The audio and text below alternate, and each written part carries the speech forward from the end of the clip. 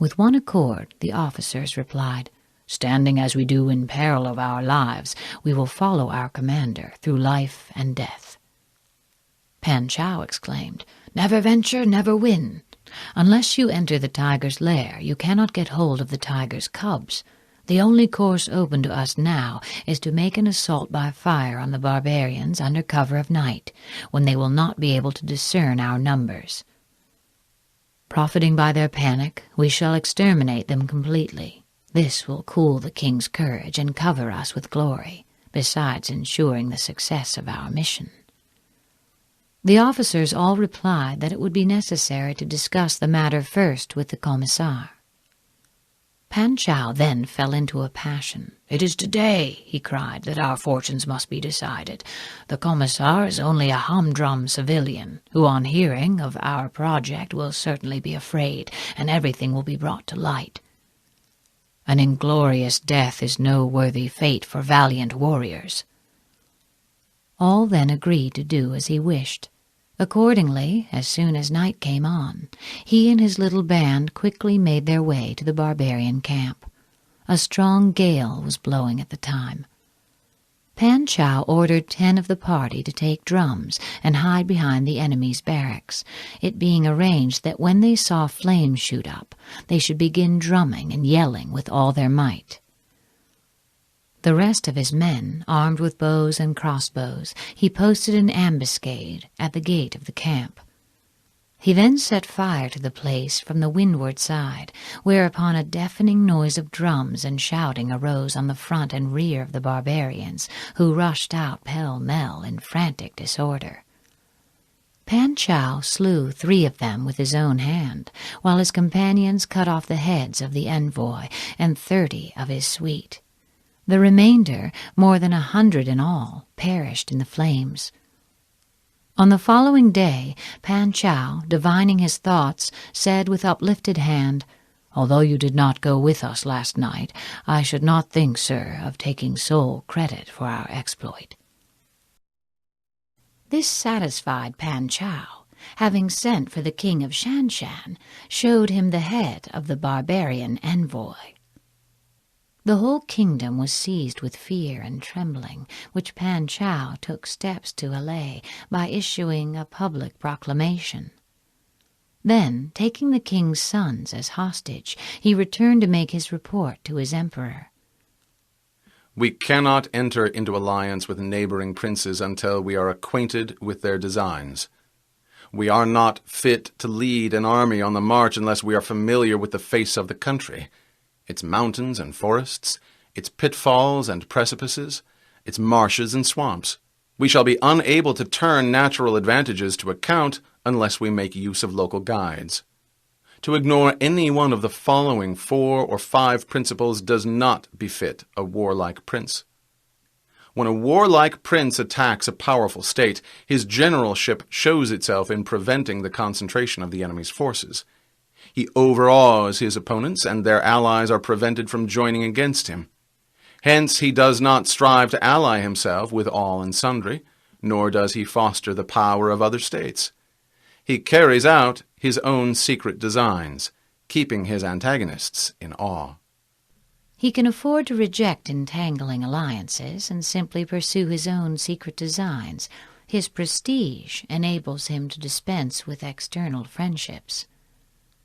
Thus he is able to capture their cities and overthrow their kingdoms. Bestow rewards without regard to rule, issue orders without regard to previous arrangements, and you will be able to handle a whole army as though you had to do with but a single man. Give instructions only on sighting the enemy. Give rewards when you see deserving deeds. The final instructions you give to your army should not correspond with those that have been previously posted up. Not only is there danger in letting your plans be known, but war often necessitates the entire reversal of them at the last moment. Confront your soldiers with the deed itself. Never let them know your design. When the outlook is bright, bring it before their eyes, but tell them nothing when the situation is gloomy. Place your army in deadly peril, and it will survive. Plunge it into desperate straits, and it will come off in safety. These words of Sun Tzu were once quoted by Han Xin in explanation of the tactics he employed in one of his most brilliant battles. He was sent against the army of Chao and halted 10 miles from the mouth of a narrow pass where the enemy had mustered in full force. Here, at midnight, he detached a body of 2,000 light cavalry, every man of which was furnished with a red flag. Their instructions were to make their way through narrow defiles and keep a secret watch on the enemy. "When the men of Chao see me in full flight," Han Xin said, "they will abandon their fortifications and give chase. This must be the sign for you to rush in, pluck down the Chao standards, and set up the red banners of Han in their stead." Turning then to his other officers, he remarked, "Our adversary holds a strong position and is not likely to come out and attack us until he sees the standard and drums of the commander-in-chief, for fear I should turn back and escape through the mountains." So saying, he first of all sent out a division consisting of 10,000 men and ordered them to form in line of battle with their backs to the River Ti. Seeing this maneuver, the whole army of Chao broke into loud laughter. By this time it was broad daylight, and Han Xin, displaying the commander's flag, marched out of the pass with drums beating and was immediately engaged by the enemy. A great battle followed, lasting for some time, until at length Han Xin, leaving drums and banner on the field, fled to the division on the river bank, where another fierce battle was raging. The enemy rushed out to pursue them and to secure the trophies, thus denuding their ramparts of men. But the detachment succeeded in joining the part of the army which was fighting with the utmost desperation. The time had now come for the 2,000 horsemen to play their part. As soon as they saw the men of Chao following up their advantage, they galloped behind the deserted walls, tore up the enemy's flags, and replaced them by those of Han. When the Chao army looked back from the pursuit, the sight of these red flags struck them with terror. Convinced that the Hans had got in and overpowered their king, they broke up in wild disorder, every effort of their leader to stay the panic being in vain. Then the Han army fell on them from both sides and completed the rout, killing a number and capturing the rest, amongst whom was King Ya himself. After the battle, some of Han Xin's officers came to him and said, "In the art of war, we are told to have a hill or tumulus on the right rear, and a river or marsh on the left front. You, on the contrary, ordered us to draw up our troops with the river at our back. Under these conditions, how did you manage to gain the victory?" The general replied, "I fear you gentlemen have not studied the art of war with sufficient care. Is it not written there? Plunge your army into desperate straits, and it will come off in safety. Place it in deadly peril, and it will survive. Had I taken the usual course, I should never have been able to bring my colleague round. If I had not placed my troops in a position where they were obliged to fight for their lives, but had allowed each man to follow his own discretion, there would have been a general debacle, and it would have been impossible to do anything with them." The officers admitted the force of his argument and said, "These are higher tactics than we should have been capable of." For it is precisely when a force has fallen into harm's way that it is capable of striking a blow for victory. Success in warfare is gained by carefully accommodating ourselves to the enemy's purpose. If the enemy shows an inclination to advance, lure him on to do so. If he is anxious to retreat, delay on purpose that he may carry out his intention. The object is to make him remiss and contemptuous before we deliver our attack. By persistently hanging on the enemy's flank, we shall succeed in the long run in killing the commander-in-chief.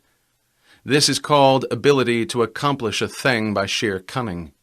On the day that you take up your command, block the frontier passes, destroy the official passports, and stop the passage of all emissaries.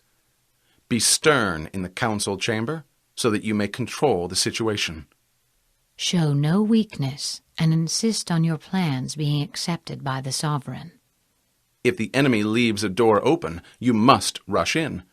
Forestall your opponent by seizing what he holds dear, and subtly contrive to time his arrival on the ground. If you manage to seize a favorable position, but the enemy does not appear on the scene, the advantage thus obtained cannot be turned to any practical account. He who intends, therefore, to occupy a position of importance to the enemy must begin by making an artful appointment, so to speak, with his antagonist, and cajole him into going there as well. Walk in the path defined by rule, and accommodate yourself to the enemy until you can fight a decisive battle. Victory is the only thing that matters, and this cannot be achieved by adhering to conventional wisdom. At first, then, exhibit the coyness of a maiden until the enemy gives you an opening. Afterwards, let your speed be that of a running hare, and it will be too late for the enemy to oppose you. Chapter 12. Attack by Fire. There are 5 ways of attacking with fire. The first is to burn soldiers in their camp. The second is to burn stores. The third is to burn baggage trains. The fourth is to burn arsenals and magazines. The fifth is to hurl dropping fire amongst the enemy.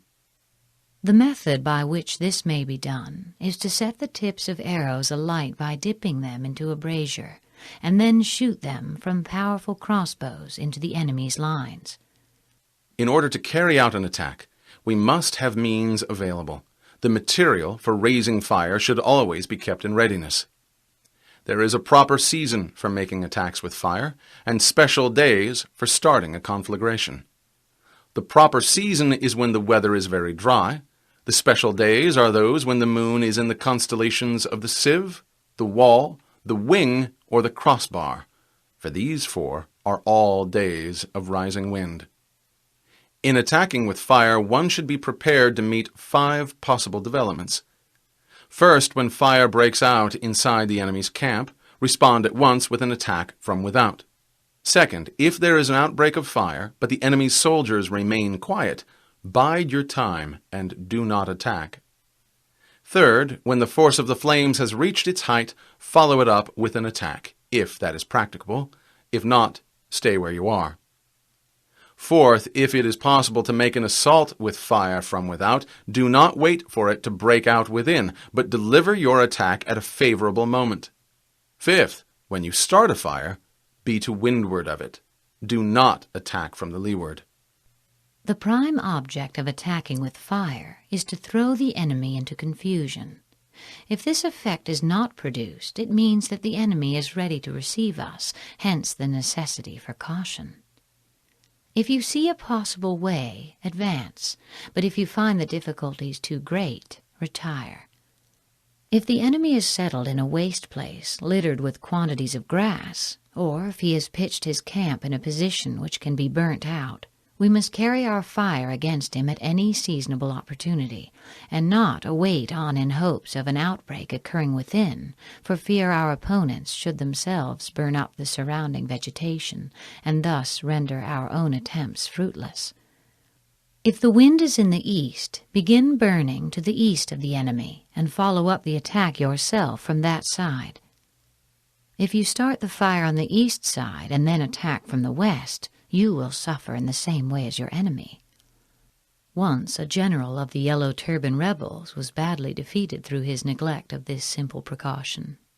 At the head of a large army, he was besieging a town held by Huang Fu-sung.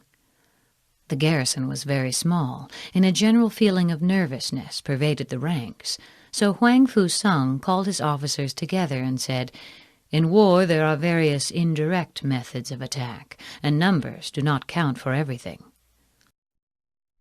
Now the rebels have pitched their camp in the midst of thick grass, which will easily burn when the wind blows.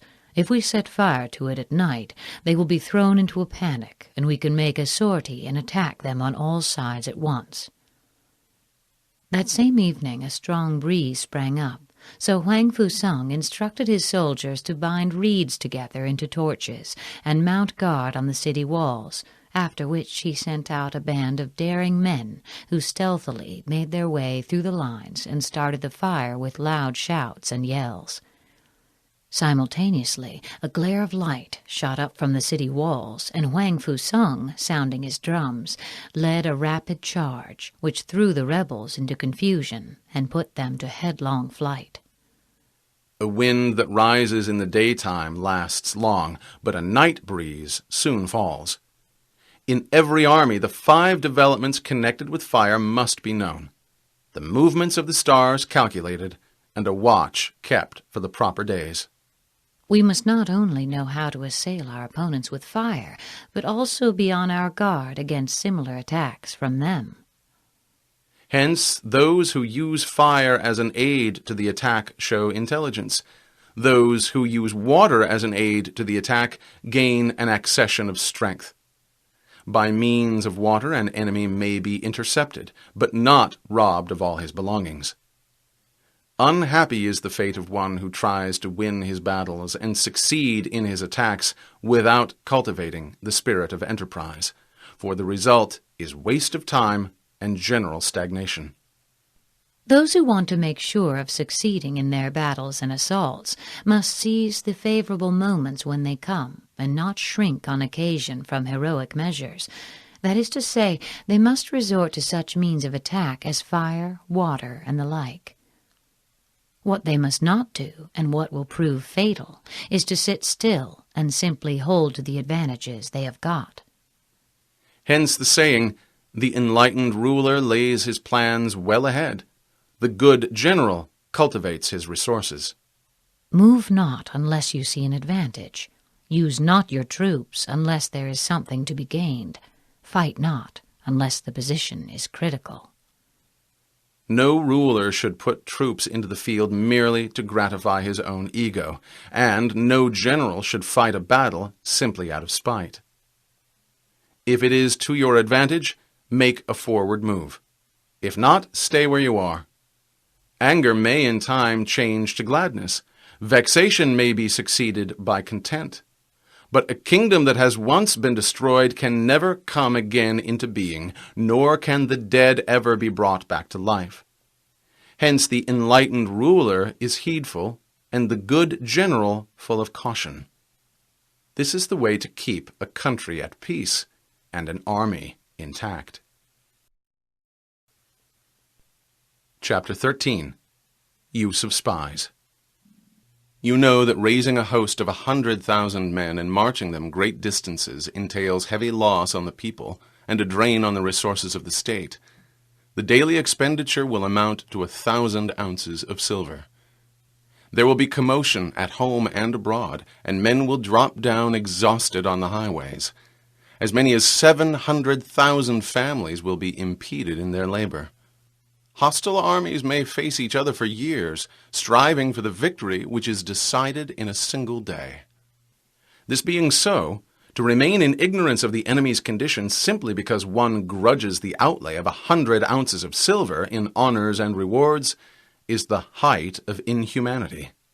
One who acts thus is no leader of men, no present help to his sovereign, no master of victory. Thus, what enables the wise sovereign and the good general to strike and conquer and achieve things beyond the reach of ordinary men is foreknowledge. Now this foreknowledge cannot be elicited from spirits. It cannot be obtained inductively from experience, nor by any deductive calculation. Knowledge of the enemy's dispositions can only be obtained from other men, hence the use of spies, of whom there are 5 classes: local spies, inward spies, converted spies, doomed spies, and surviving spies. When these 5 kinds of spy are all at work, none can discover the secret system. This is called divine manipulation of the threads. It is the sovereign's most precious faculty. Having local spies means employing the services of the inhabitants of a district. In the enemy's country, win people over by kind treatment, and use them as spies. Having inward spies is making use of officials of the enemy. Worthy men who have been degraded from office, criminals who have undergone punishment, also favorite concubines who are greedy for gold, men who are aggrieved at being in subordinate positions, or who have been passed over in the distribution of posts, others who are anxious that their side should be defeated in order that they may have a chance of displaying their ability and talents, fickle turncoats who always want to have a foot in each boat. Officials of these several kinds should be secretly approached and bound to one's interests by means of rich presents. In this way, you will be able to find out the state of affairs in the enemy's country, ascertain the plans that are being formed against you, and moreover disturb the harmony and create a breach between the sovereign and his ministers. The necessity for extreme caution, however, in dealing with inward spies appears from a historical story of a General Lo Shang who besieged a city held by the rebel Li Xiong. After each side had experienced a number of victories and defeats, Li Xiong had recourse to the services of a spy. He began the ruse by having the unfortunate man whipped until the blood came, and then sent him off to Lo Shang, whom he was to delude by offering to cooperate with him from inside the city, and to give a fire signal at the right moment for making a general assault. Lo Shang, confiding in these promises and reassured by the man's harsh treatment at the hands of Li Xiong, marched out all his best troops with orders to attack at the spy's bidding. Meanwhile, Li Xiong's general had prepared an ambush on their line of march, and the spy, having reared long scaling ladders against the city walls, now lighted the beacon fire. Lo Shang's men raced up on seeing the signal and began climbing the ladders as fast as they could, while others were drawn up by ropes lowered from above. More than 100 of Lo Shang's soldiers entered the city in this way, every one of whom was forthwith beheaded. Li Xiong then charged with all his forces both inside and outside the city, and routed the enemy completely. Having converted spies means getting hold of the enemy's spies and using them for our own purposes. By means of heavy bribes and liberal promises, detaching them from the enemy's service, and inducing them to carry back false information, as well as to spy in turn on their own countrymen. The use of converted spies is shown by the story of Lian Po, who was conducting a defensive campaign against Qin. The king strongly disapproved of Lian Po's cautious and dilatory methods, which had been unable to avert a series of minor disasters, and therefore lent a ready ear to the reports of his spies, who had secretly gone over to the enemy and were already in their pay. They said, "The only thing which causes Qin anxiety is lest Chao Kuo should be made general.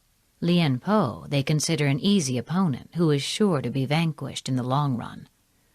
Now Chao Kuo was a son of a famous general. From his boyhood he had been wholly engrossed in the study of war and military matters, until at last he came to believe that there was no commander in the whole empire who could stand against him.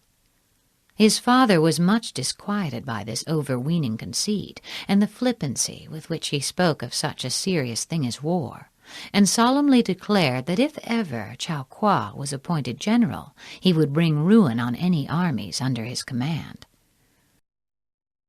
This was the man who, in spite of earnest protests from his own mother and the veteran statesman, was now sent by the king to succeed Lian Po. Needless to say, he proved no match for the redoubtable Qin general and the great military power at his disposal. He fell into a trap by which his army was divided into two and his communications cut.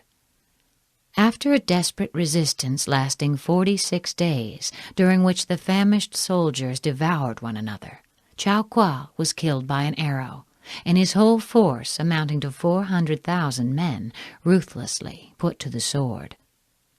Having doomed spies means doing certain things openly for purposes of deception and allowing our spies to know of them and report them to the enemy.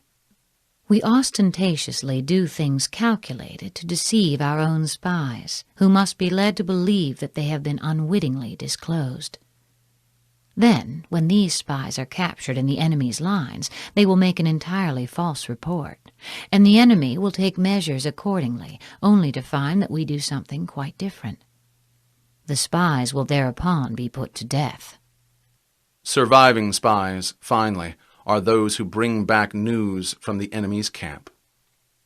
This is the ordinary class of spies, properly so called, forming a regular part of the army. Your surviving spy must be a man of keen intellect, though in outward appearance a fool, of shabby exterior, but with a will of iron. He must be active, robust, endowed with physical strength and courage, thoroughly accustomed to all sorts of dirty work, able to endure hunger and cold, and to put up with shame and ignominy. Hence it is that which none in the whole army are more intimate relations to be maintained than with spies. None should be more liberally rewarded. In no other business should greater secrecy be preserved. Spies are attached to those who give them most. He who pays them ill is never served. They should never be known to anybody, nor should they know one another. When they propose any important undertaking, secure their persons, or have in your possession their wives and children as hostages, to ensure their fidelity. Never communicate anything to them but what is absolutely necessary that they should know. Spies cannot be usefully employed without a certain intuitive sagacity. In order to use them, one must know fact from falsehood, and be able to discriminate between honesty and double-dealing. Before using spies, we must assure ourselves as to their integrity of character and the extent of their experience and skill. But a brazen face and a crafty disposition are more dangerous than mountains or rivers. It takes a man of genius to penetrate such. An example of a brazen spy is given in the story of Ta Shi Wu, who was sent to gather news from an enemy camp accompanied by 2 other men. All 3 were on horseback and wore the enemy's uniform. When it was dark, they dismounted a few 100 feet away from the enemy's camp and stealthily crept up to listen, until they succeeded in catching the passwords used in the army. Then they got on their horse again and boldly passed through the camp under the guise of night watchmen, and more than once, happening to come across a soldier who was committing some breach of discipline, they actually stopped to give the culprit a sound cudgeling. Thus they managed to return with the fullest possible information about the enemy's dispositions, and received warm commendation from the emperor, who in consequence of their report was able to inflict a severe defeat on his adversary. Spies cannot be properly managed without benevolence and straightforwardness. Without subtle ingenuity of mind, one cannot make certain of the truth of their reports. When you have attracted them by substantial offers, you must treat them with absolute sincerity. Then they will work for you with all their might, but be on your guard against the possibility of spies going over to the service of the enemy. Be subtle. Be subtle and use your spies for every kind of business. But if a spy divulges a secret piece of news before the time is ripe, he must be put to death, together with the man to whom the secret was told. Whether the object be to crush an army, to storm a city, or to assassinate an individual, it is always necessary to begin by finding out the names of the attendants, the aides-de-camp, doorkeepers, and sentries of the general in command. Our spies must be commissioned to ascertain these. The enemy's spies who have come to spy on us must be sought out, tempted with bribes, and led away to be comfortably housed. Thus they will become converted spies and available for our service. It is through the information brought by the converted spy that we are able to acquire and employ local and inward spies. We must tempt the converted spy into our service, because it is he that knows which of the local inhabitants are greedy of gain and which of the officials are open to corruption. It is owing to the converted spy's information, again, that we can cause the doomed spy to carry false tidings to the enemy. The converted spy knows how the enemy can best be deceived. Lastly, it is by the information of the converted spy that the surviving spy can be used on appointed occasions. The end and aim of spying in all its 5 varieties is knowledge of the enemy, and this knowledge can only be derived in the first instance from the converted spy. He not only brings information himself, but makes it possible to use the other kinds of spy to advantage. Hence, it is essential that the converted spy be treated with the utmost liberality. Of old, the rise of the Yin dynasty was due to the spy Ai Chi, who had served under the Xia. Likewise, the rise of the Shou dynasty was due to the spy Liu Ya, who had served under the Yin. Hence, it is only the enlightened ruler and the wise general who will use the highest intelligence of the army for purposes of spying, and thereby they achieve great results. Just as water, which carries a boat from bank to bank, may also be the means of sinking it, so reliance on spies, while production of great results, is ofttimes the cause of utter destruction. Spies are a most important element in war, because on them depends an army's ability to move. An army without spies is like a man without ears or eyes. This concludes The Art of War by Sun Tzu. Please visit our website, www.tantor.com, for our growing library of inspiring, unabridged classics by renowned authors. We also welcome you to sample all our titles, listen to author biographies, and take advantage of special offers at www.tantor.com. Or call toll-free 877-7-TANTOR to request a catalog.